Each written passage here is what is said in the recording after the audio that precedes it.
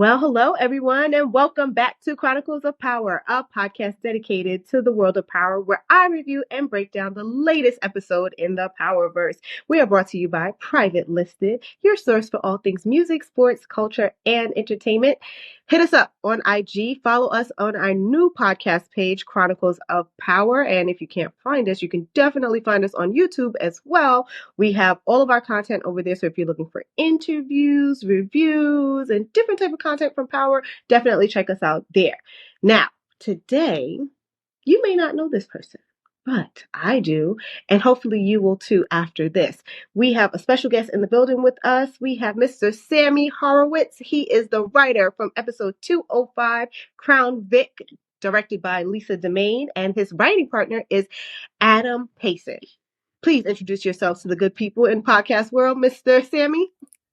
Hey, Keemie, thank you so much for having me. I'm Sammy Horowitz. I am the co-writer of episode 205, which just dropped last week. And my writing partner's name is Adam Payson. I'm happy to be here. So Sammy, he just told me he is a native of Chicago, but he is now in LA. So how was your transition moving from Chicago to LA? Well, I've been out here for a while now. So Keemie, I was a stuntman for almost a decade. So stunts is what originally brought me out to Los Angeles. Mm-hmm. And so, and I made the transition into writing, but it was, LA is a tough town for anybody coming out here. It's this is not an easy business. No. No. In any facet of it. When you left from Chicago, how old were you when you left from Chicago to pursue stunt work? Well, so I started stunts. I started in my 20s doing stunts, but I didn't move. I did stunts in Chicago for like 4 or 5 years before coming out here. So I've been out here for about 7, 8 years. You know what I mean? So, and I still worked back. Yeah. And I still went back and forth to Chicago to work out there a lot back then. So. Okay. So tell us some of the films or projects that you worked on where you actually did stunts. Okay. Well, when I started out, I did a lot in Chicago. I did a lot of Empire, like the pilot of Empire. And Chicago PD, I worked a bunch on that show. The pilot of Chicago Med, Chicago Fire, all those shows out there. And then, the movies when they came out there, Rampage and Widows. And, there's a lot of movies that shoot out in Chicago. So I worked on those a lot. And then when I came out here, I've done a lot of stuff out here in LA. I guess maybe I should backtrack a little bit. And sure. I didn't mean to cut you off there, but how did you get into stunts? So by accident, I mean, really, it would just, I was a professional boxer prior to stunts. And I mean, I've had a crazy trajectory for everything, but I was a pro fighter. And then what happened was my boxing promoter in Chicago, his name is Bobby Hitz. And he's also an actor. And so one day he was talking, I didn't know anything about this business, nor did I ever have any desire to get in it. I just wanted to be a fighter. And so, we were out to dinner and Bobby said that he was consulting on a TV show that had a boxing storyline. So he was like a consultant. And he said, hey, I hear they need a couple, small bit actors. I didn't know what he was talking about. He's like, they need some co-stars to play boxers. So he got me sent in for an audition, and I went in and I auditioned. I didn't know what I was doing. I went to the casting office. They asked me to look tough and shadow box and, talk a little smack, so I did it. And then they called me up and they said, hey, we're going to put you on hold for this part. I'm like, okay, great. And then they called me back and they said, hey, we actually are going another way with the part. And I said, okay, whatever. It didn't mean anything to me. Right. And then they told me, hey, but can you come in and talk to the stunt coordinator? Because we think that you look really similar to the actor, and maybe you could be a stunt double. So again, this was all, it was like they were speaking a different language. I didn't understand what he was even talking about.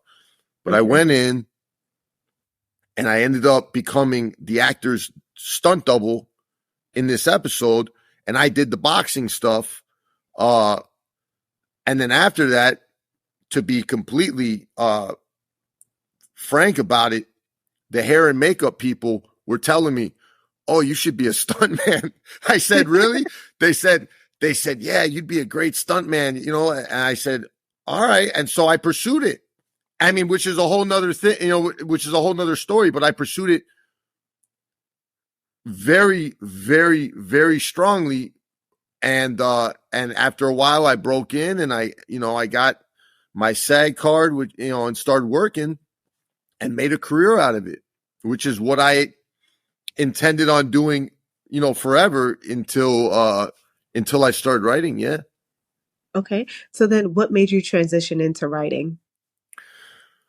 So, well, I mean, these are all kind of, because I don't have a traditional academic background, right? That's all right. So, yeah, no, I mean, it worked out, but I mean, so, you know, for example, my partner does, right? My partner's very academically accomplished. Me, you know, I got a GED in county jail that I cheated on. So it's like a whole different level of education with how I got in. But essentially, I was trying to write a autobiography, right? Mm-hmm. And with my therapist at the time, I had a therapist, mm-hmm. and my therapist wanted to write this autobiography with me. So I said, okay. And I told my wife, who was my girlfriend, and she was like, you shouldn't be writing an autobiography with your therapist. And I said, oh, well, I said, you know, I don't know. And she goes, you should, why don't you try to write a movie or something like that? And I said, well, I don't know how to write a movie. Mm-hmm. And she said, you know what? I know this guy. His name's Adam. He lives out in LA. You should go meet him. You guys are real different, but who knows? Maybe you'll hit it off, but he's like the best writer I know. I said, okay. So I did. I mean, I came out, and this is before we moved out here. I came out and I met with Adam, and you know, it was a little rocky at first, but in terms of meeting him and like, yeah, you know, I didn't know how it was going to be, and he didn't know how it was going to be. And I'm a lot to deal with, you know, sometimes.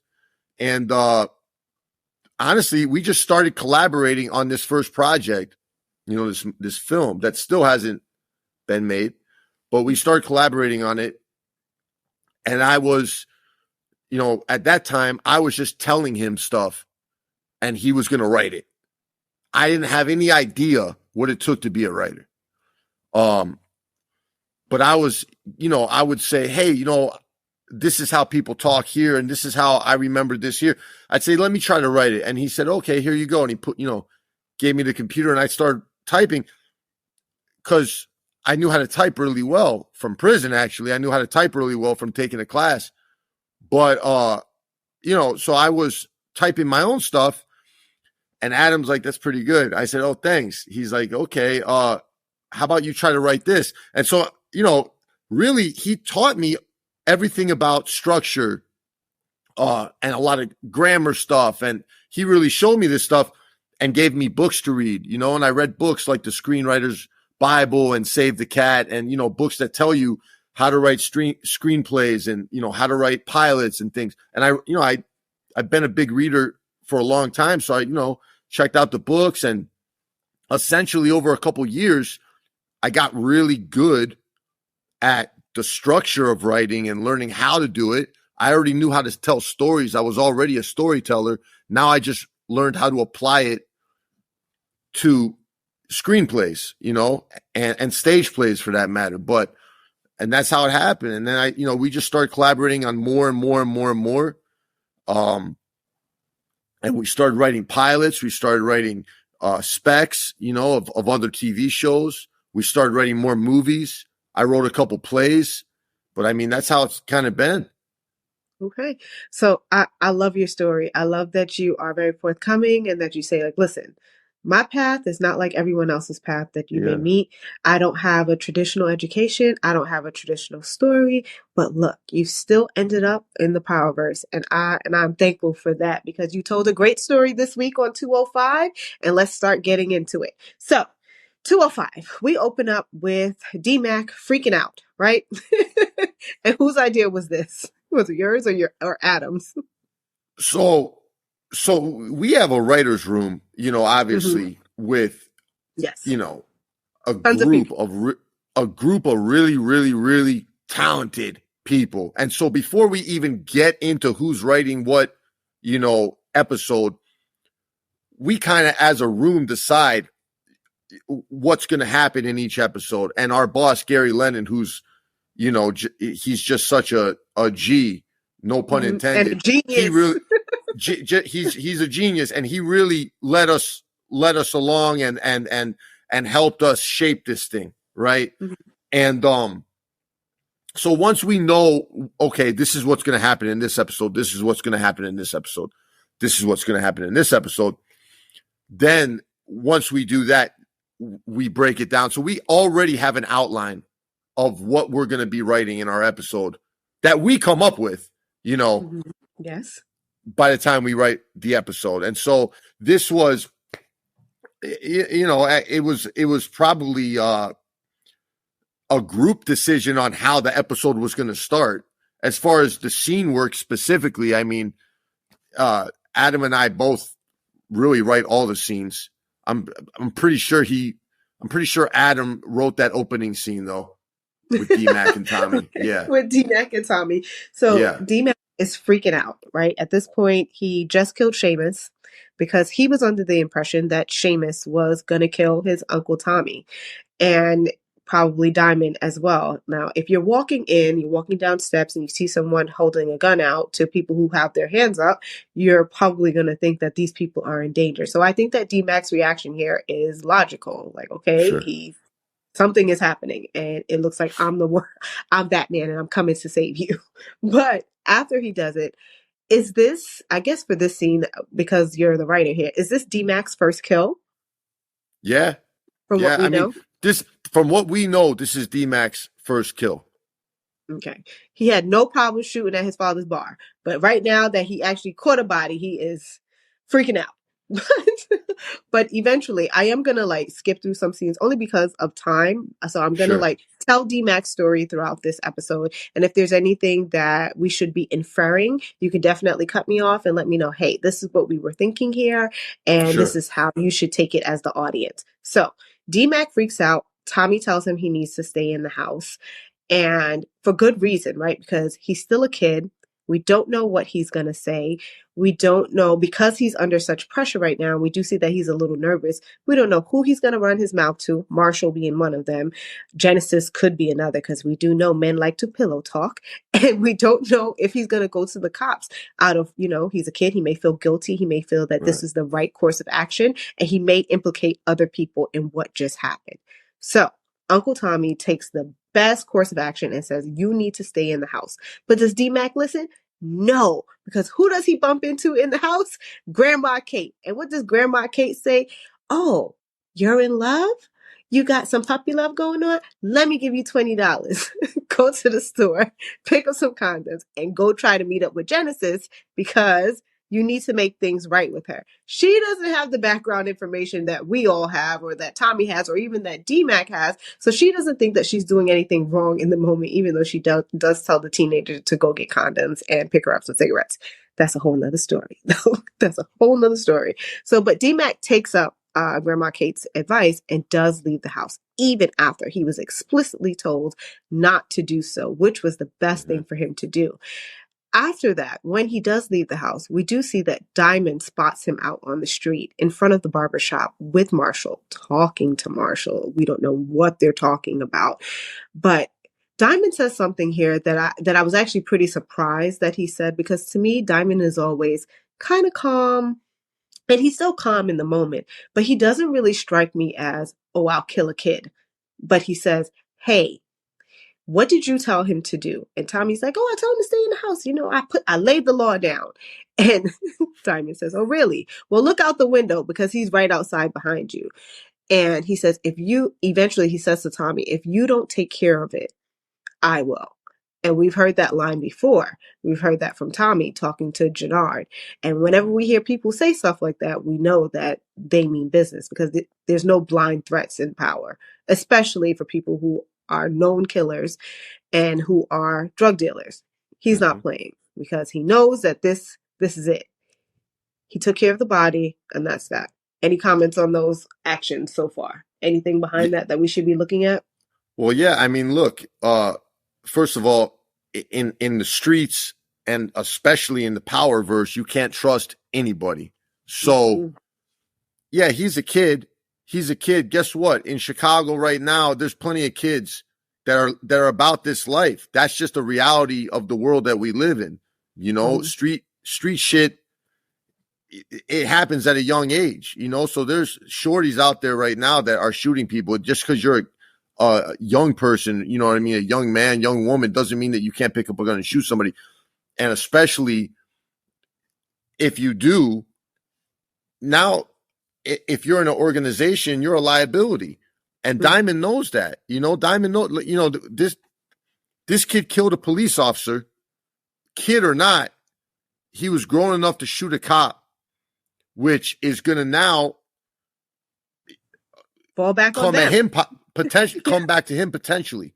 So exactly. So he's thinking in the self-preservation mindset of, we got to deal with this, kid or not. We got to deal with it. No, he's not a guy that, like, you would think would kill a kid. Of course not. But this is not your average circumstance here, Right. So let's get back to our next person, who is kind of kid-like, but still an adult, but going through some stuff at the same time. My favorite, Vic, right? Vic has a lot of things going on. He's juggling a lot of different balls in the air right now. So Vic has beef with his sister. I don't know if she's fully aware of it at this point, but beef with his father. He's kind of in loner mode at this point, because he's trying to infiltrate his dad's organization, or not trying, he does, and he is taking on Claudia's role, where she's the in-house person who is close to the dad and knows what's going on. But before we get to that, Vic gets picked up by Vargas and Clarissa. They are FBI agents, right? They take him and they pass him over to CPD, and we see that he's in the interrogation room with Sang and DeFranco. They are questioning him about the murder that happened last season, where they killed someone by the name of Colin, for people who don't really remember what happened back then. So he's in the room, he's doing the right thing, right? He's saying lawyer. Now, we've seen in other power shows where someone like Diana does not say the word lawyer immediately, and they actually like kind of tricking her up a little bit, like, hey, why don't you give us Monet? Why don't you do this? But Vic, he's true to the game as long as blood is blue in his veins, so he says lawyer. He doesn't give up anything, doesn't know what they're talking about, and eventually Stacy overhears all of this, and she's just like, let him go. But what we do see when they do let him go is we see that there is a plan coming into play. So now Vic, in coalition with his sister and with Brendan Doyle, and everybody remember who Brendan Doyle is. He is Papa Doyle's son, and they are from Dublin. And right now he is trying to get what is owed to Dublin from Walter, which is why they're all in a bit of a bind right now. Walter's money is completely tied up. Claudia changed all of the passwords to the dialysis accounts, and they're pretty much hemorrhaging money at this point, and they don't have enough money to pay back Dublin, which is why Walter is in the predicament that he's in right now. Here's the plan so far, guys, and this is what we know. We know that he's going to go to the house for 9 p.m. They're going to have dinner, try to get his father to let his guard down a little bit, get him a little drunk so that, he can't come out with artillery and start shooting at people like what he actually did, because remember, Mr. Walter, he's not a little kid. He's been doing this for a long time. He Yeah. pulls up the painting, pulls out the rifles and the big shotgun, and he's ready. And what does Uncle Paulie do? Uncle Paulie is right behind him. I really wish y'all didn't do that to Paulie. Whose decision was that? So I can yell at y'all in DMs going forward. So, so you know, these decisions come down from up top, you know, and the writers, you know, have to learn how to deal with it. We have to deal with it. Nobody in the room wanted to take out Paulie or Walter for that matter. You know, these things come down from the top. Gary didn't want to do it. We didn't want to do it, but it had to get done eventually. And so we, you know, what we wanted to do, and when I say we, I mean Adam and I, is give Paulie and Walter the most gangster fucking deaths possible. You know, we wanted Paulie to be remembered, you know, as a stand-up guy. There's a reason that he was Walter's number 2. There's a reason, you know, that he was basically essentially the underboss to Walter, you know what I mean, so to speak. There's a reason, but we never saw that in season 1. We never see, you know, Paulie with the gunplay. We didn't, you know what I mean? And so now this was the opportunity to see this is what Paulie's about. Paulie's ride or die. Paulie's a stand-up guy, you know, and so he goes out like a gangster should. So there were a couple indications that should tell us if you're a reader or if you're even like very experienced with like watching film, watching stories, or even developing stories. They give you a lot of context clues about Paulie, right? Even though he completely disobeys a direct order, his intentions is always about keeping the whole organization and his friend afloat. He knows that he shouldn't go to Doyle behind Walter's back, but he still does so to buy time, and he gives him his own money to buy time, right? So that's number loyal. 1. He's loyal, and he's going to make sure that he has to do what he has to do in order for all of us to save our skins, right? Then Vic says something to him, Uncle Paulie, you're going to do this? Even though all of the stuff that he's done to you? He's like, yeah, that's my man. 100 grand. And the thing that killed me, I was like, I did not expect to see Paulie in that house, considering what happened in the last episode. And, you know, we know that Vic knows about it because he does mention it to his sister. He knows that he was fired. So even though he was fired, I was like, he's at the house having dinner? I thought if he came back to the house, he would be, when we saw him again, it would be to apologize. Like we would be seeing an apology scene, and not that they've already apologized and they've already made amends, and we're still thick as thieves, and we're brothers. We're more than blood at this point, even though we are related just through marriage. You're still my guy. And I was like, oh no. Once I saw that, I was like, oh man, he's gonna be the first one to die. Like, no. And then of course that's what happened. But I think Vic pleading with him broke my heart, because I knew he really didn't want him to be there. Or at least I didn't think that the character wanted him to be there in that moment. He tried to save him by saying, hey, you want to go get some wine? You want to go just not be here for this? But the tricky part that I think that I skipped over in when we're talking about Brendan, Claudia, and Vic meeting, Claudia does something, and I'm just like, all right, you're already planning to kill your father. Now, after you done had a whole planning session with your brother and your little boyfriend, goes up. The timeline goes up. Not just the timeline. Wait, before we get to the timeline, after I'm thinking, all right, I'm going to kill my dad. This girl then says, all right, now I want a bone. So I done have an assassination plan. I'm about to have sex with my guy that is planning to help kill my dad. Then the timeline goes up. The timeline goes up to 8:30 instead of 9 from what we know before. And she doesn't call Vic.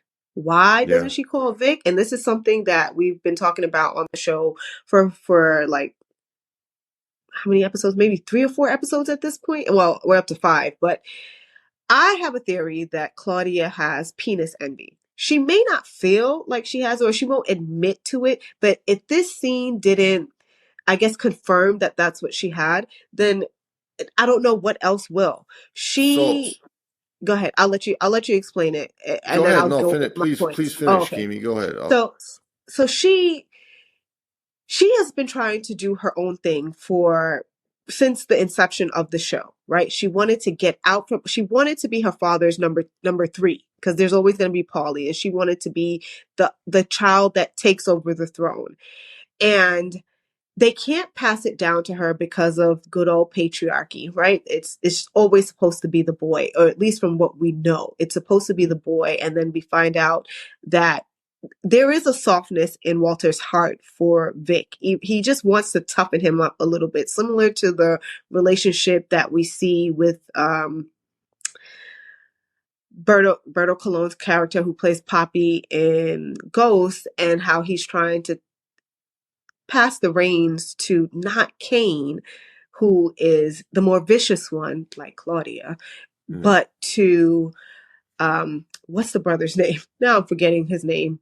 But the other brother, and I'll correct myself once I get his name. And he wants to take it to Vic so that Vic is the one to sort of grow his balls a little bit and run the organization the way how he sees fit. Agree? So, we'll take it back to Claudia for a second with, Okay. you said penis envy and kind of the setup to what happened at the Flynn residence. So Right. we know Claudia wants that number 1 spot. She's been wanted that number 1 spot. We know that, right? Mm-hmm. If we go back to that scene that, the scene with her and Brendan, she's not looking at him when they're sleeping together. She's not looking at him. She's looking in the mirror, in the window at herself. Mm-hmm. She's looking at her own reflection. Do you know what I mean? That's it's a power thing for her. She wants the power. She's controlling the situation. And that was very, we wanted that to be very clear that she doesn't care about Brendan Doyle. At all. She cares about herself. And, but she obviously, there was a method to her madness.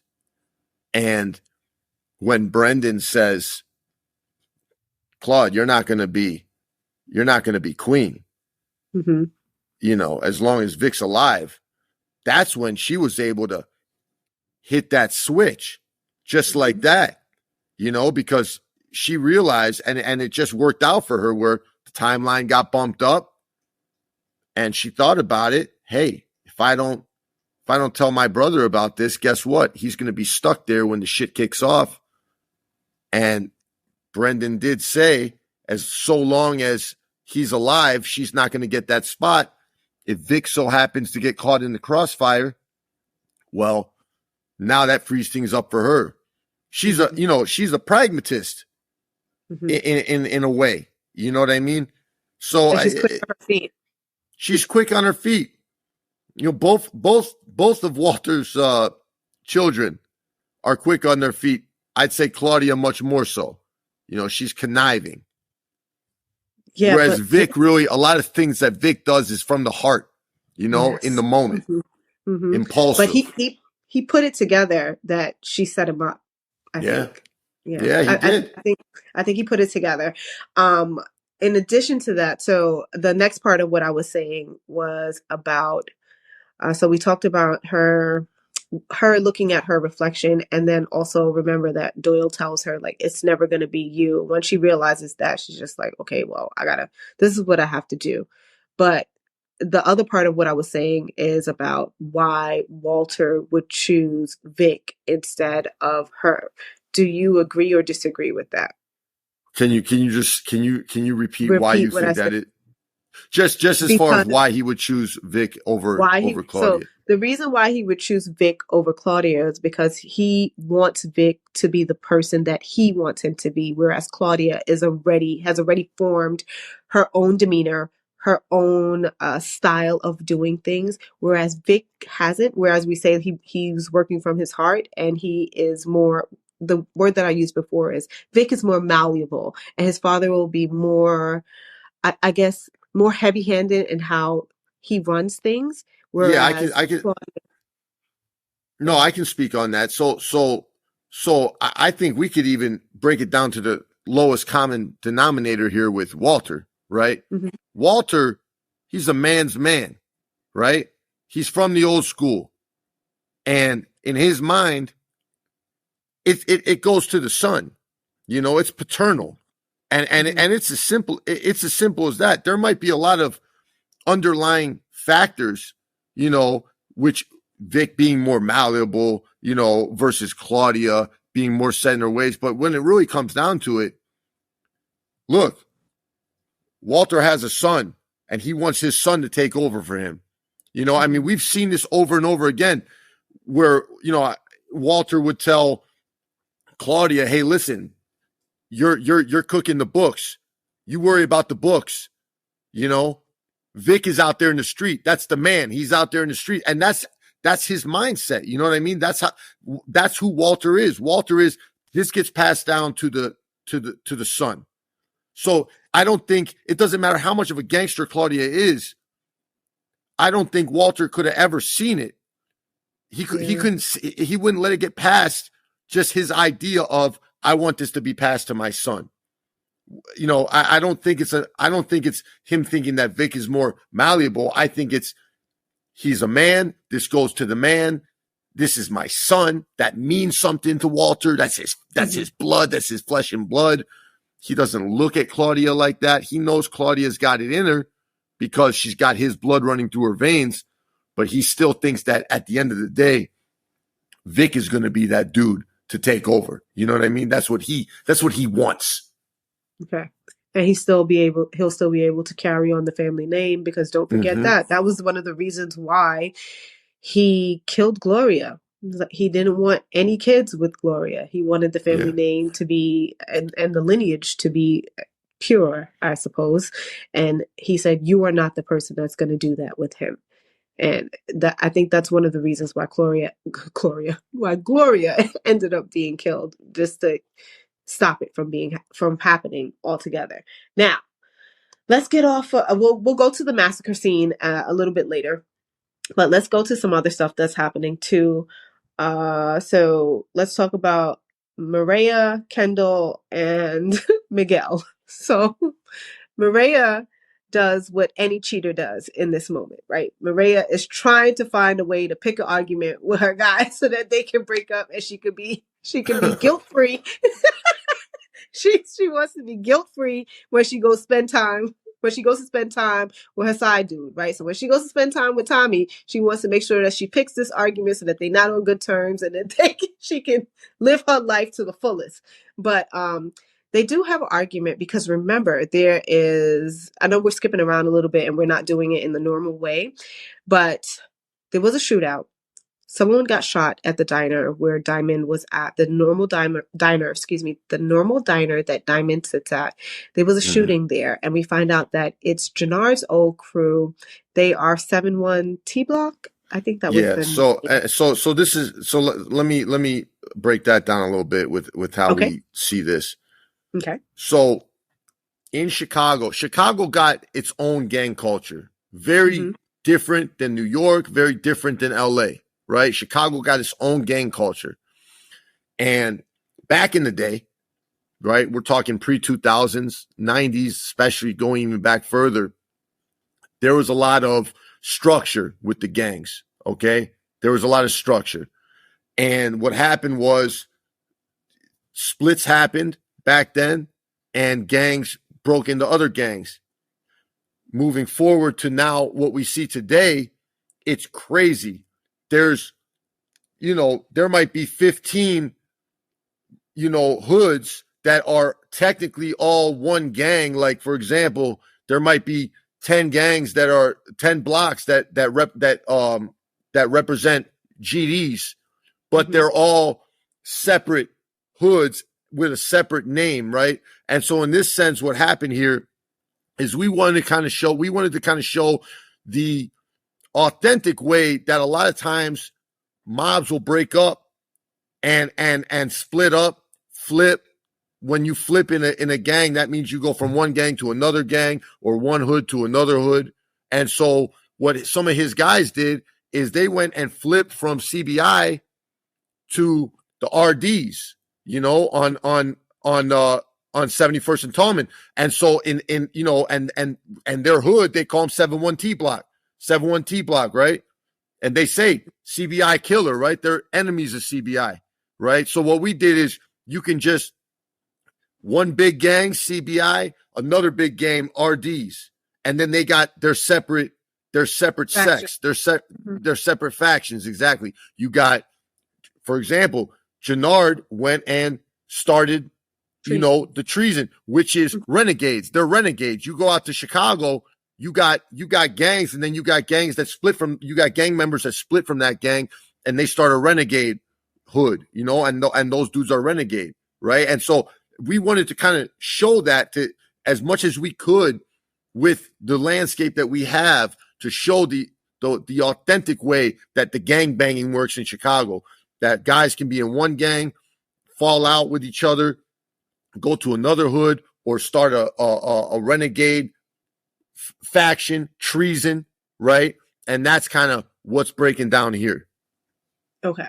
So are there any, are we only going by what we know, or is there anything that we're missing? So far we've seen 3 splits within the CBI port, right? So CBI up top, that's the big one, right?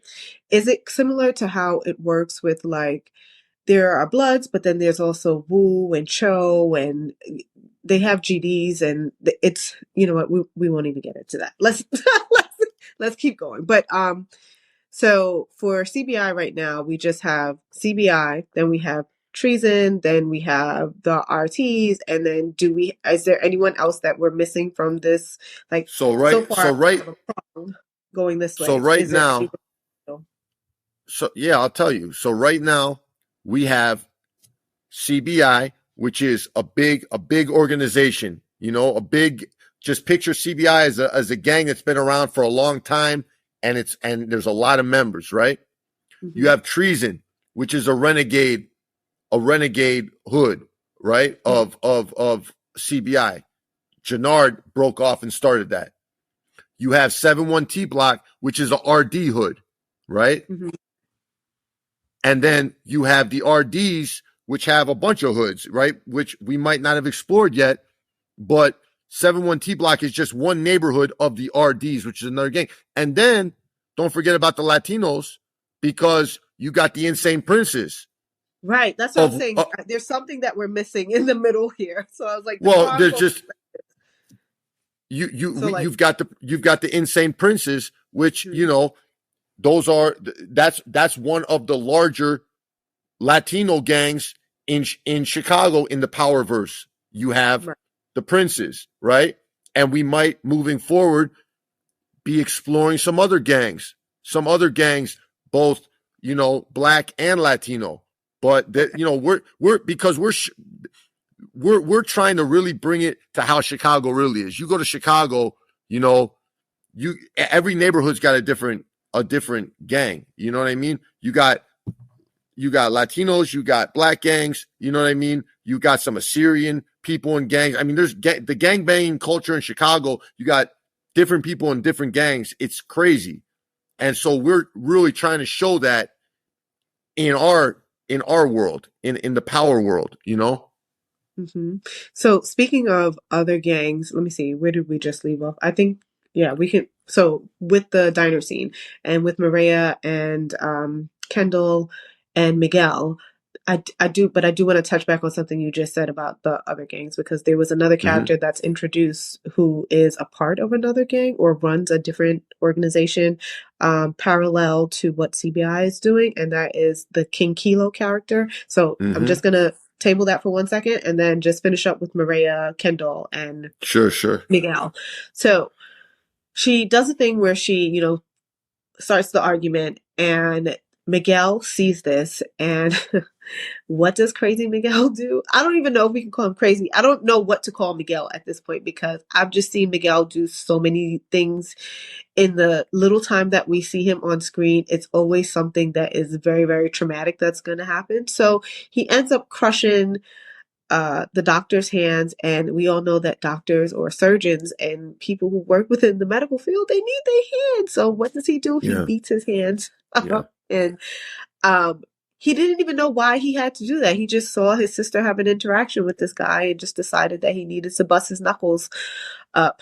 He saw this guy disrespecting his sister. In his mind, he saw this guy disrespecting his sister, touching his sister, putting his hands on his sister, and that's a no-go. Miguel does not get down like that. And Okay. and so he justified it. That's how he justified it. This man put his hands on my sister. Now I'm going to break those hands. And he did. He literally just touched her back and asked her, please don't leave.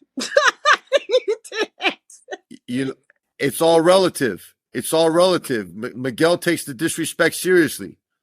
And Miguel, by the way, just to break this down, Miguel is the chief of the princes, right? Yeah. He's at the top. So, he's king of that group, of that organization. He's the plug. You know what I mean? And so, basically he sets the precedent. He sets the tone for what his guys see, and so he needs to deal with any bullshit immediately. Yeah. But the thing about being the chief, I think sometimes you have to think a little far ahead. Like, your sister still works there. Why are you gonna go beat up someone that, like, she's still working there? That guy still works there. He definitely saw your face. Why would you compromise? Because it's not like we're in Mexico and like where the cartel is just completely running it and can like just dismantle your whole family, and there won't be any blowback from government officials, law enforcement, or anything like that. Yeah. But like, hold on, before we bust up his knuckles a little bit, let's think about where my sister is going to work after this. How you going to get your insulin? What you going to do with the shots? Like, hold on, Miguel. Like, wait a second. I understand the disrespect, but geez, let a day pass. Let's think about I don't this. think. No, I mean, I hear you. This is the thing. Miguel's not worried about this dude seeing his face. Miguel's not worried about that. Exactly. Miguel's not worried about that. If he's seen that dude, at the supermarket or walking down the street or whatever it was, Miguel would look right at him. What's up? What's up, Kendall? Do you know what I mean? He's not worried about Kendall tricking on him and going back. He's not worried about that. And he's not worried about Maria either. Because in his mind, I'm saying in the sense that he's not worried about Maria losing her job, because in his mind, guess what? If Kendall did go and start a scene, it would be more than his hands missing next time or messed up next time. He'll take off the hands next time. Like what he did before. I couldn't watch freezing action. Yeah, I know. That was one of the writers, Amelia. One of the writers, Amelia Sweden. She came up with that entire. I mean, that was hers. She's one of the best writers I've ever met in my life. She came up with that entire concept. It was crazy. That is crazy. I was like, what type of depraved individual even thought of this? She's not. She's the furthest thing from that. She's one of the sweetest, nicest, most intelligent people I've ever met. She's awesome. Of course, you're sweet and nice and intelligent, but still, like, how did you even I would have never thought to put nobody's hand in. What was that? Liquid nitrogen? But anyway, so Miguel, right now you can tell that Miguel, he doesn't care about consequences. He knows that his sister essentially, like, I don't care what kind of job you have. You only doing this because I let you do this. Right. And that's pretty much like his whole aura. Like, I'm letting you slide. For instance, when he lets Jannard slide, he lets Maria go to work. Oh, you can have your little day job, but when I need you, you have to come. And that's that. Mm-hmm. After that, though, I do want to go back to King Kilo, who was played by Big Baby Davis. I was so shocked. Like, when I got the pictures from that. He kills it. Big Baby kills it. Is it Big Baby? The only face I could think of in that moment was Doc Rivers and Kevin Garnett, because I remember when he used to piss them off and they used to be like. He's awesome. He did such a good job. He was so believable. Yeah, But he's the I best. was so shocked to see him. Like, I had to ask one of the other actors, like, is that Big Baby? And he was like, yeah, that's him. I was like, really? Like, how did they even find him? But I'll wait for him to come on and see, like, if he'll tell us, like, how they found him, how it came to be, and what happened for him to land a role on Power. But anyway, what's King Kilo's what's his relation in all of this? If you can Let me explain. Yeah, let, tell let, me. let me bust it down for you real quick. So check Thank it you. out. You're welcome. You're welcome. So look,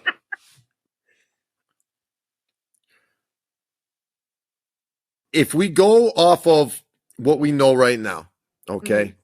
King Kilo is the chief. He over the chief. He's the founding member, the king, the top. No pun intended, but the top of the organization of the RDs, right? Okay.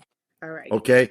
So Kilo, if you can, and I'm not going to say any names because that's not my thing, but if you look at some of the bigger gangs that we know about, Kilo's that dude. Kilo's at the Right. top.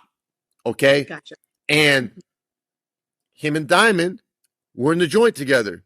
Now, oftentimes in the joint, you guys might be at war on the street, but when you get down to prison, you can't get down like that. And also, it's a different world. Just out of the respecting, Diamond had it for his guys when he went to the joint. Diamond had it for CBI when he went to the joint, right?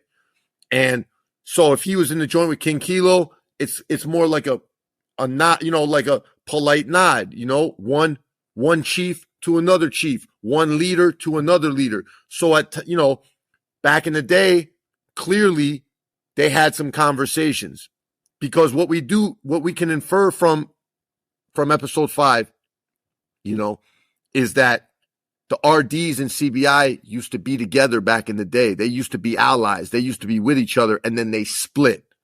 Okay. Yes, that's why I was like, I want to make sure that we come back to this, because we were talking about the other prongs of the gang, right? So we have one Yeah. here. One So there. So so keep they going. split. So they were Mhm. one back in the day, and then they split. Okay. And if you Okay. look at real Chicago gang history, similar things like this have happened, right? Where gangs were allies at one time and something happened, it caused them to split, right? That's what happened with CBI and the RDs back in the early 90s, like, Diamond said. So now Mm-hmm. King Kilo, he's in the joint.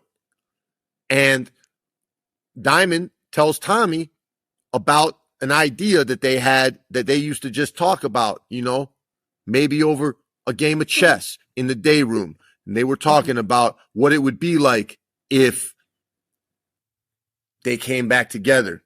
They started a coalition, right? Mm-hmm. And so this is where we are now, where this might go Where through, Diamond this is. Yep. coalition.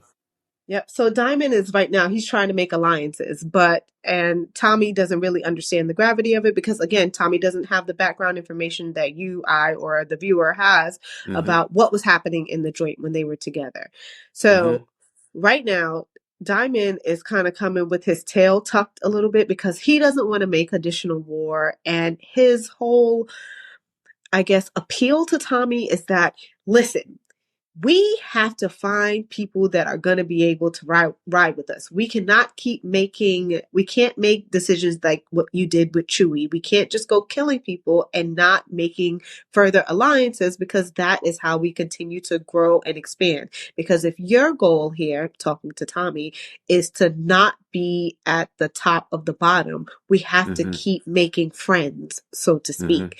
However, King Kilo is very, very bold behind bars and says that he wants half, He wants not a half. quarter, not a third. He wants half, split down the middle. And what does my good boy Tommy do? He hangs up the phone. Says, I don't got no time for this. You don't have the leverage here to ask me for half. But again, Tommy doesn't have all of the color.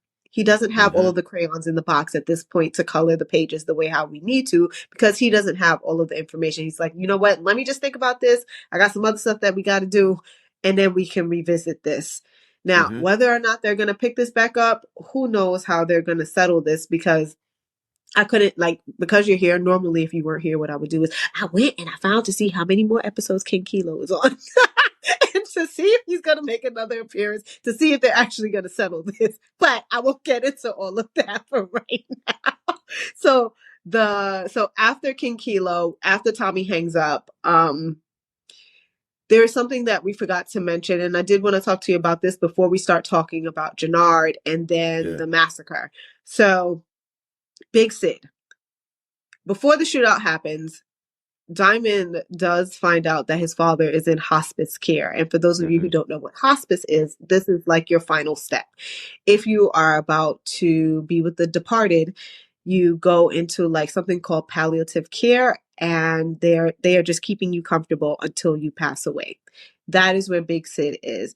Diamond's reaction to the cafe owner, and also, what is the guy in the barbershop's name? Is his name Julius? What is his name? Jesse James? Jesse, there we go. I knew it was something with a J. Jesse James. Jesse James is my favorite this season, by the way. He always got something to say.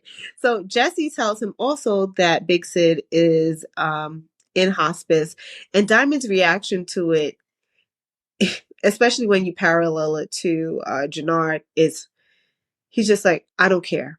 I don't care that he's there, but he does go to see him. And it's different from Jannard, because when Shanti tells Jannard that Sid is in there, he kind of has like a defeated look. He drops his shoulders and just like, yo, I can't deal with this right now. Right now, I just want to make this money. I just want to get high. I don't want to deal with the potential of my dad passing. But Diamond makes it to the hospital, and like any other cantankerous man that is dying, Sid pretty much, he's not apologetic.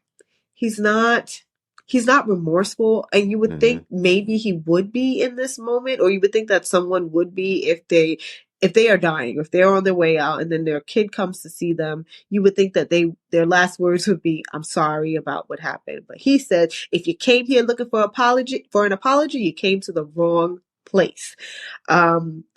But Diamond, I think my question here for you, after Diamond says, I don't need an apology from you, and he says, I just wanted to make sure you're on your way out.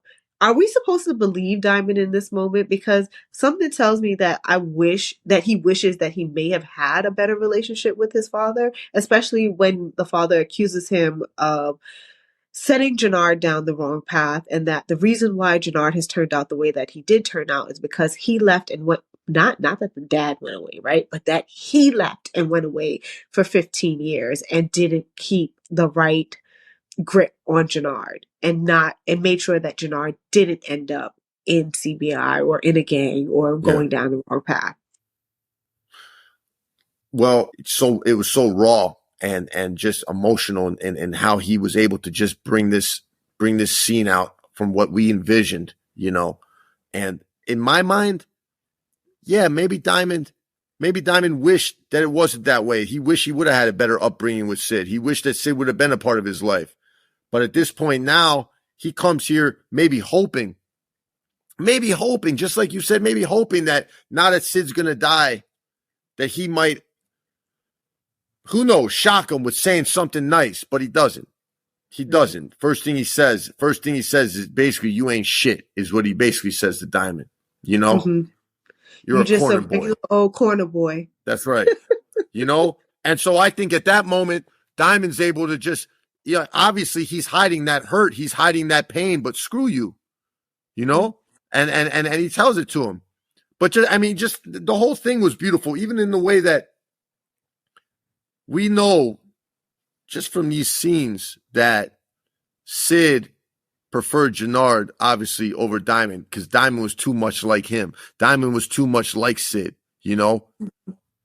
And Jannard, he thought Jannard might be somebody, right? But he thought Diamond was just going to be like him. And so, he tells Diamond, watch out for Gennard. He basically tells him that.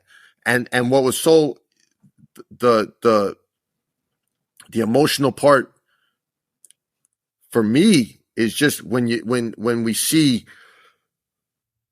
Gennard come and find out that Sid passed away, and Diamond Diamond tells him, Diamond basically lies to him and says all those nice things that he never said, but he wanted to give Gennard that because that's his little brother. The closure that he's never going to really have. You know. Oh man. See, and again, like a lot of people, they don't know what not Gennard, what Diamond is going through as a bigger brother and the weight that he has on his shoulders with trying to protect Gennard and trying to make sure Gennard is on the right track or even just in a good state of mind. And he can tell at this point that he is going down a continuous downward spiral in terms of drug use, in terms of the split that they've done, and even now owing people money. From the beginning of the season, I was like, Diamond is going to have to come and save Gennard. And it's becoming more and more apparent now, because with the drug use, that Diamond is probably the only person that can get him back on track. We'll see. We'll see. I think that this is my prediction. You don't have to answer yes or no, but obviously they're going to utilize Shanti in some way or some form to try to get Gennard back on track too. But I think that Shanti has ulterior motives here. She's not just here just for Gennard. She has to have some other dog in this fight. Don't answer because there's something that they're not telling us about her. She has her own territories. We do know that. We do know that she's she's not slow. So there's something that she needs. There's something that she needs out of this, and I'm just trying to put my finger on it. It has to be something else. Like, sure, she's now her and Gennard are kind of an item, but she also notices that he is strung out on something, and I'm surprised that she hasn't called him out harder on this. So I don't know. Maybe she's trying. Shanti has known these, but just keep in mind, Shanti has known these guys a long time. She's known Diamond and Gennard a long time. Maybe they went to the same school together. Maybe Shanti grew up over there with them, but she's known them a long time. And Shanti's a gangster. Shanti's a gangster, former professional fighter. She's obviously doing her thing on the side. She's got the boxing gym, but she's obviously also handling business with her guys on the side. Shanti's a gangster. Okay. So then we'll do the massacre and then we'll do your cameo appearance with Gennard. So they go, we're just going to backtrack a little bit, guys, just so that we go over it and just get it out the way. So the Big Red comes to the house, to the mansion, and he comes on time for 8:30 and Vic doesn't know. He checks his watch, and Paulie and Walter immediately know what's happening. They're like, who authorized this? Why is this happening? And they know that Dublin is come calling. They go get the guns. Paulie comes out. Unfortunately, he's the first person to go. He gets shot in his back and his side and he falls in the pool, but he does let off a couple shots and takes out a couple people with them. Walter does the same thing. Walter makes sure he kills Big Red. I knew once I heard Big Red say, "I'm not like the other people," I was like, "Oh, you're out of here. They're gonna get you out of here." He was like, "They're gonna pack you up." I'm surprised he wasn't the first one to go, but they packed him up, and of course, Walter does it. But for patricide, right? In terms of the Powerverse, we have seen this happen a couple times before. When Tommy kills his dad, we saw when obviously Tariq kills Ghost, and now we see that Vic kills Walter, and it's almost like you get your wings after this point. But the only problem is his wings develop into a snitch label, and I hate that for my boy. I really, really hate that for Vic. But he kills his dad and he lets his dad know that, hey, it's not just Claudia who's the smart one. I actually orchestrated this with her. But he did tell us that Paulie saw Claudia with Brendan. So he had known all along that they were kind of like in cahoots together, but probably didn't have confirmation until this very moment. But Vic wants some sort of like a pat on the back too, like, hey, it wasn't just Claudia, it was me too. And I'm responsible. And then he shoots him in the back. And I was like, oh my gosh, that has to be indicative of something. Like he waits till he walks away to shoot him. But then Walter falls down, faces him, and says, beautiful boy, you have your mother's eyes. And that was like, that reminds me of Harry Potter when Snape was dying. I don't know if you read that, but they always talk about his eyes and how he had his mother's eyes. And then he ends up. I actually read all the Harry Potter's books twice. But remember when Snape is dying, he tells him, you have your mother's eyes. Let me just look in them one more time. And to me, that's what happened. For me, that's what happened between Walter and Vic. He's like, I just want to see it one more time. And he's like, just pull the trigger. And then Vic does it. And then that's that. So, I mean, there was a lot to unpack in this scene. Unpack it for us. Yeah. So like I said, Keemie, we wanted to give Walter and Paulie their due, right? Walter, talk about Walter for a second. Walter is the patriarch of this family. He's a gangster. He's a man, a man's man from the old school. He calls shit out like he sees it, right? And you see just how he handles business. That shootout's happening. He comes out with the pump. He doesn't give a fuck. He just comes out. He gets shot. It hurts. He don't go down though. He don't go down. He comes up reloaded. That's how Walter gets down. And so what we see in those two moments with him and Vic, we see that Vic is not his father, right? We see that because Walter tells him, I should have worked with your sister because at least she had fucking heart. That's what he tells him. You know what I mean? Imagine hearing that. You're being told that you're by your father that he should have worked with his other. Once he realized that once he kind of realized you're a coward, you're not what I thought you were, and then to say that I should have worked with your sister because she had heart. And if you see how Vic shoots him, you're right. He does shoot him in the back, but he shoots him there's a couple things that you can infer from that or that you could take away from that, right? You could say, there's something to it. You could also say the fact that it just got too much that Vic was trying to pump himself up to do it. Vic was trying to put the cables on himself enough to do it. And then when Walter turns away, he calls him a pathetic piece of shit is what he calls him. As his back is turned, you're a pathetic piece of shit. Boom. And that's when he gets hit. Vic had enough. He had enough. And now the tables turn. And now he tells Walter, guess what? This is because of it was both of us. Well, he tells him it was both of us. Yeah. We both set you up. It wasn't just Claudia. You know what I mean? News break. That's what he tells her. Walter was going to turn around and be like, fake news. And then with Paulie, look, again, I'll just say this again. First of all, I love the actor that plays Paulie, Gavin Schwergen. He's just incredible. He's an incredible artist and actor. And what Adam and I wanted to do with this specifically, for both Walter and Paulie, but with just as it pertains to Paulie, because us as the viewers, I'm a Power fan before anything, right? I've been watching Power since day one.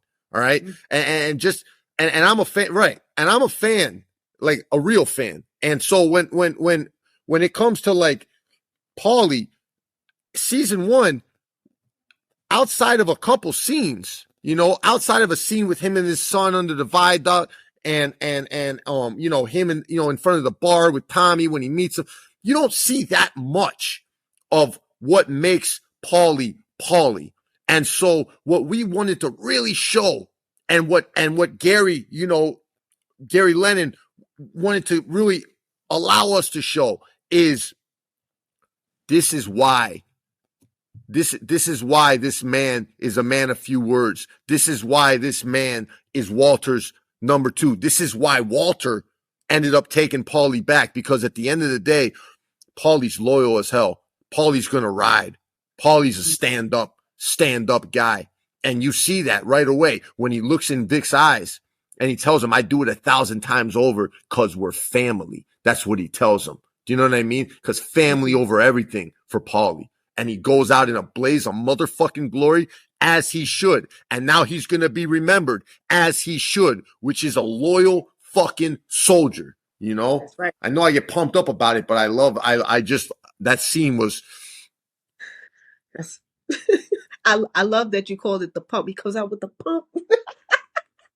But let's talk about. Okay, we're gonna wrap up the episode now, because I want to talk about a really, really important scene. So let's talk about Gennard. Okay, let's talk about him. Gennard is on a mission this season to mess up his life in every single way he can, right? So Gennard he's under the thumb of the Serbians. He is hanging by threads with Miguel at this point. He has paid the Serbians back some money, lost the territory that he was supposed to give to the Serbians. Seems to be more afraid of the Serbians than Miguel. For what reason, I don't know. But he also he's not being fronted any more bricks, right? So Miguel is not giving him anything because obviously he hasn't paid Miguel, and he hasn't been paying the full price for as much as we've seen for the entire season. He has been scrounging up money for the past few weeks. Now, he has on his same clothes from the last episode when we first see him. Remember, they were cutting the product with baby powder last week, and I was just like, Lord have mercy, Gennard. It's you can't make this any worse at this point. But Raheem and the rest of the crew that stayed with Gennard, they said they can't find additional soldiers to work for them. They have no product to sell. They're pretty much out of everything. And what does Gennard do? He has the bright idea to go back to the projects that is now being run by CBI, which is Diamond's faction. And he goes there and he robs someone that we're just meeting by the name of Manny. He gets in the car with her, gun butts her, makes her Manny Fresh. Manny Fresh. 2.0. Manny Fresh. And he takes her brick and also steals her daddy's chain, the chain that she got from her father, right?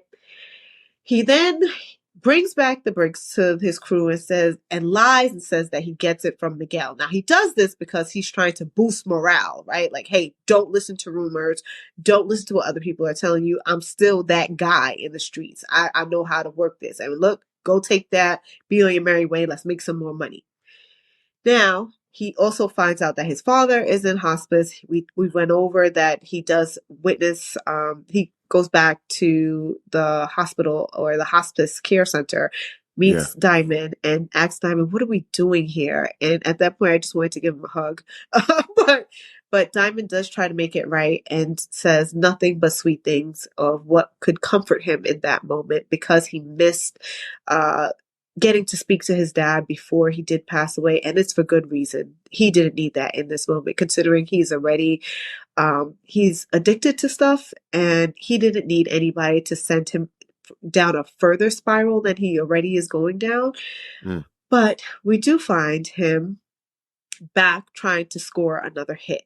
And that is where we meet Mr. Sammy Horowitz, who is not playing a stunt guy right here. He's actually having a cameo appearance. Yeah, he's playing the character's name is Joey. Joey, but he calls you white boy. He's like, calls me white boy, but the character's name is Joey though. So he sees Joey. Well, actually, he doesn't see Joey yet. He goes to the house, knocks on the door. He's like, "Hey, let me get a pack," or what did he say? I can't remember the exact line. Let me get a jab.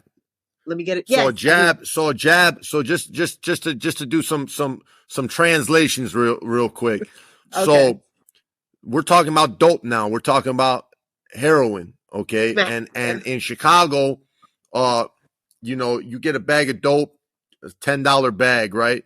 In a jab is typically 12 bags. You'll get 10 to 12 bags in a jab. If a guy wants to be a player about it, he'll give you 12, 12 bags, 13 bags in a jab. But a jab of dope is 10 to 12 bags of heroin in the jab, right? So Jannard's going to get a jab, and guess what? Dude sold out. Dude, you gotta wait for the re-up. White boy just got the last one. Yeah, shit. He came and got it before you. So now Jannard is panicking now because he's like, I'm sick, right. Which means, this means that he's kind of going through a little bit of withdrawal at this point, and he kind of needs another hit at this point. He's dope sick. Yeah, he's dope sick. So he looks around. He's like, yo. Hey, he said, hey, yo. and Joey knows exactly who's calling him and exactly for what. And Joey is looking to capitalize off of this situation. And what does... Go ahead. Go ahead. No. Go ahead. I'll tell you. So Joey knows. He's like, look, I got this, right? And let me see what you want to do. Let me see if you can make $1 holla at this point. And and I was like, oh God, please don't let Jannard do what I think he's about to do. But then no, man. Hey, so let me. Yeah, but let me. It's not that bad, Jannard. It's not that bad. So let's talk about a few things real quick, right? Go ahead. Hit me with it. Okay. So first of all, I used to be a dope fiend, right? I used to shoot dope. It got bad out there for me, and the difference is between like a crackhead and a dope fiend. If you're shooting dope, a crackhead might rob you. A dope fiend will kill you, right? That's the difference. When you're bad off that heroin, when you're bad off the heroin, your mind changes. You become evil. You become a different human being. If you got what I need, I'm going to take it. If I can't get it, right? Now, we know Jannard's a gangster. Okay?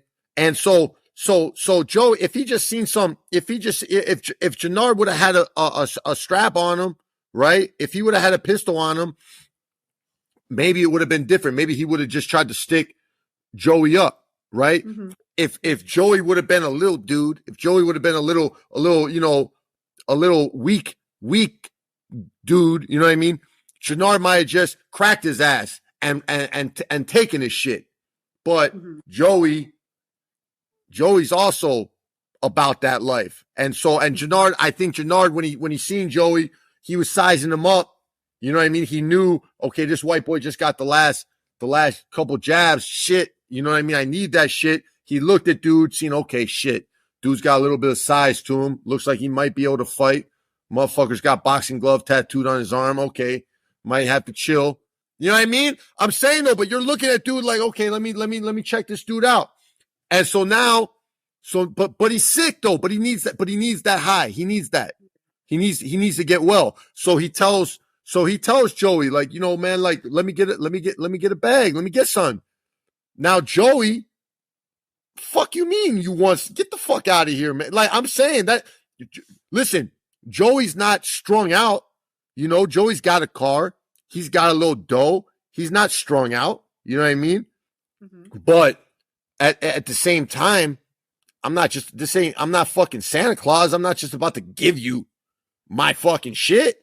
So he's just, exactly. So when Jannard says, like, basically, like, man, come on, man. Like, what do you want?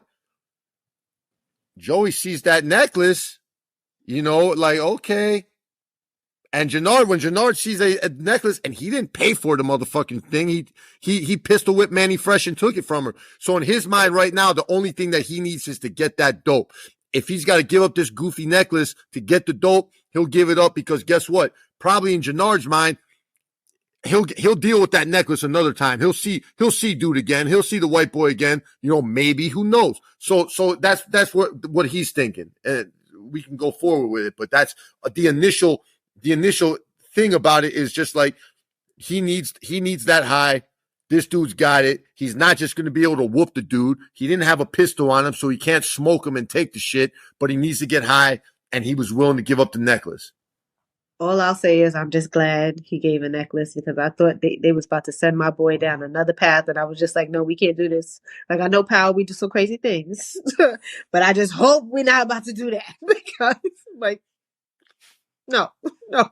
But anyway, Look, different scenarios happen, and we know the Powerverse has all types of different stuff. This is in my mind and in Adam's mind. This is, first of all, this is literally how I shot dope for the first time. Yeah. This scene is literally, if you made me Jannard and you made Joey, the other guy, that's how I shot dope for the first time. I was snorting it with my partner. You know what I mean? We were in the car. We're on the west side of Chicago, parked somewhere on the side of the street. I was snorting the dope, and my guy was banging it. And I remember literally, you're wasting it. He told me, he looked at me, he's like, dude, he's like, bro, you're wasting the motherfucking dope.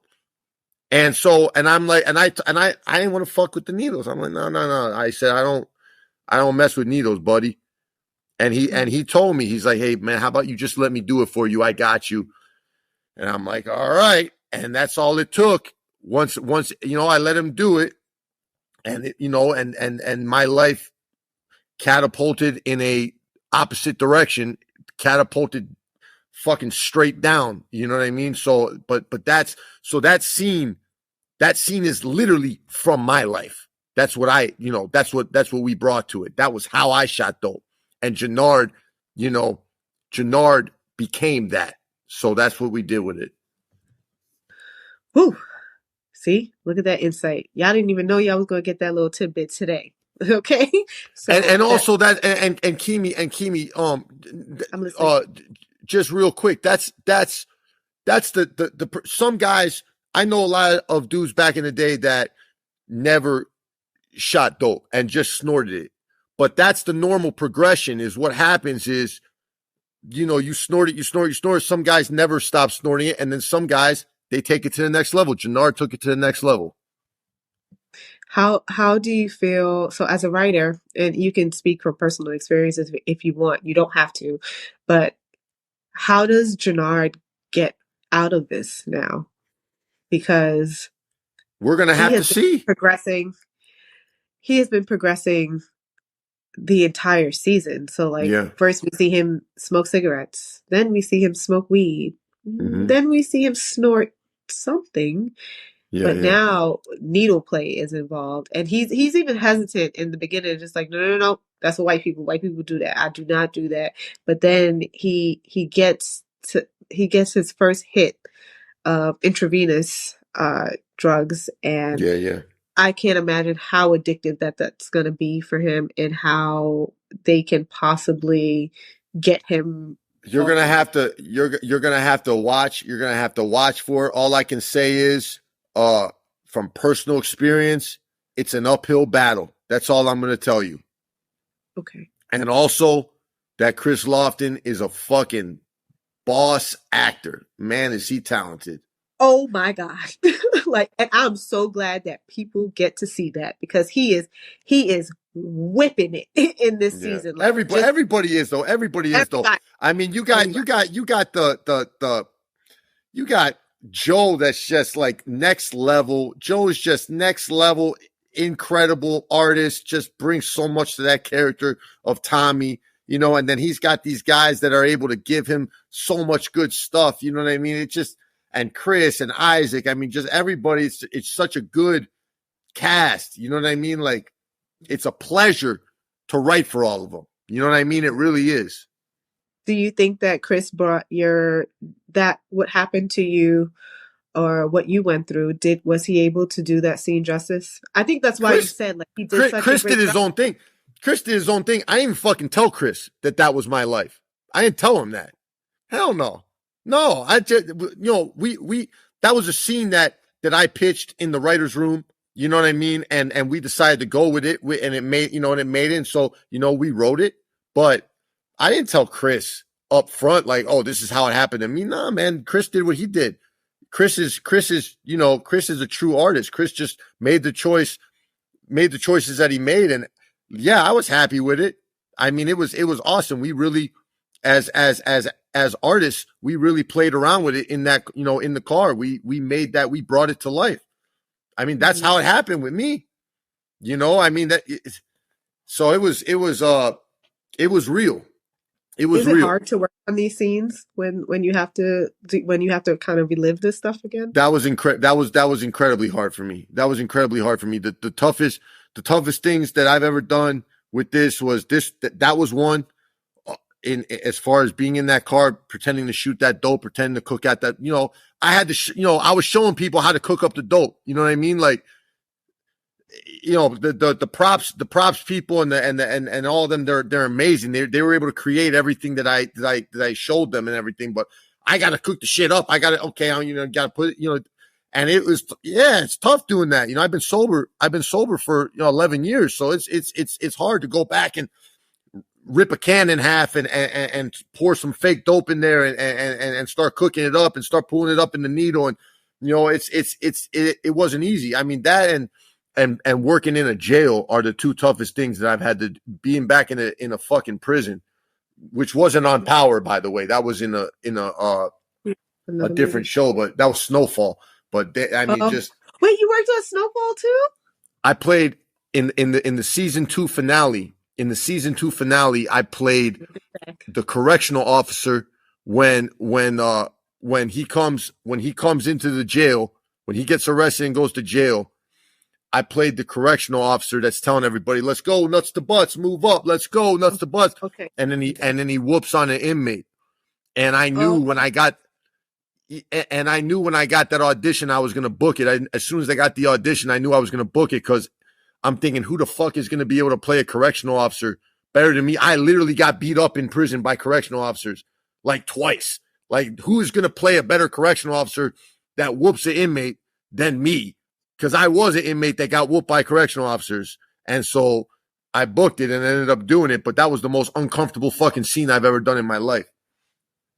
Then, the only other thing that we didn't cover today, and, we could probably end after this, but yeah.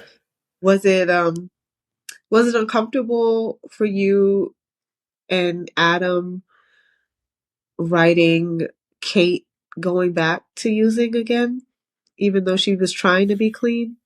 I mean, this is just the trajectory that, sobriety is such a precarious thing, and it's so hard to do, especially for a newcomer, a newcomer to sobriety. Kate was trying it. She was trying it. We saw her try it, in the previous episode. She's trying to get right. But it's tough. Was it tough for us to write? Was it tough for us to write? No, it wasn't tough to write. This is who Kate is, and we'll have to see what happens with it. We'll have to see.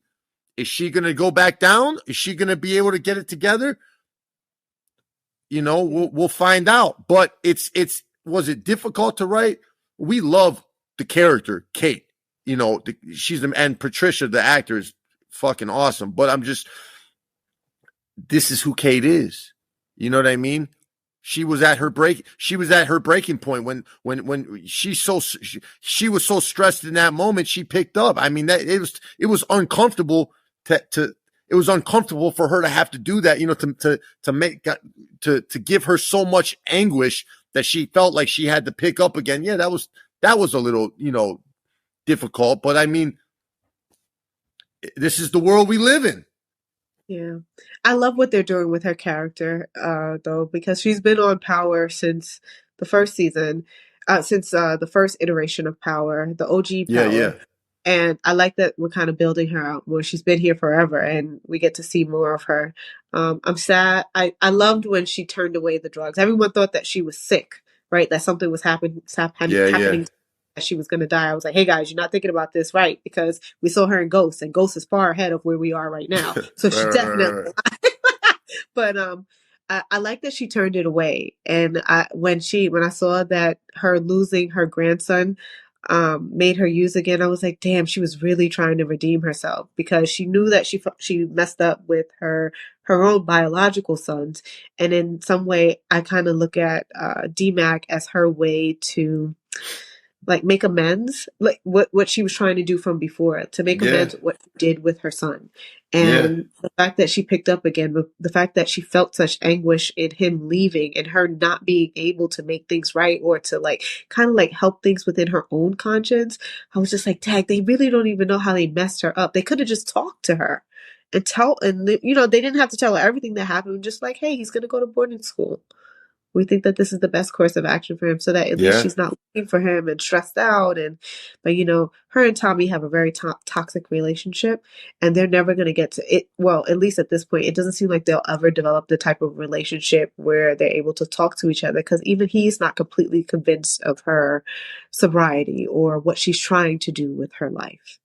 All I can tell you, all I can tell you about this is we are we are going into directions with season 2 that you will not expect. And we are going, this is our goal as a room was to bring back real power. That's why they brought in the boss, Gary Lennon. You know what I mean? Gang, gang. That's why they assembled a bunch of writers to come in here and take this shit to the next level. And that's what we're doing. And so I'm so excited for everybody to see 6 through 10. My boy Lamont Edwards episode's coming up this Friday. That's going to be, woo, is it a good, I'm talking, it's just going up. You know what I mean? I don't know about the characters going up, but the show is going up. Definitely going up. You know what I mean? Thank you so much for today. We really, really, really appreciate your time. If you ever want to come back on, you ever want to tell me anything that I need to know, you can always hit me up.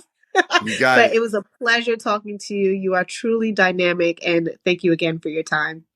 Hey, Keemie, thank you so much. I appreciate it. Thank you for having me, really. Oh, you're welcome.